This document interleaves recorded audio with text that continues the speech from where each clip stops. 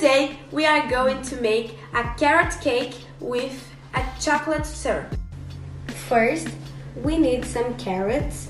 There are 3 in total, and chop it and peel it. 1 cup of oil and whip it. Then put a pinch of salt, 2 cups of flour, some eggs and a little baking powder.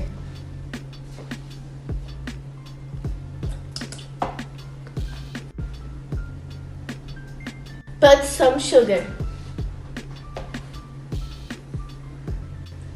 Beat everything very well with oat leavening in small pieces. Pour the dough in a glazed form with a little flour and butter.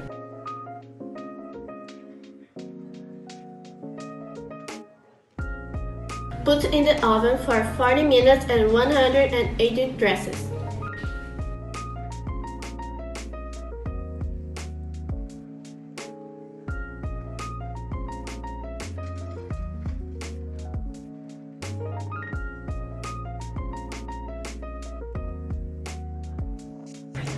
Half of a condensed milk, 3 scoops of chocolate milk. Mix until it is not sticking to the pan with the heat on.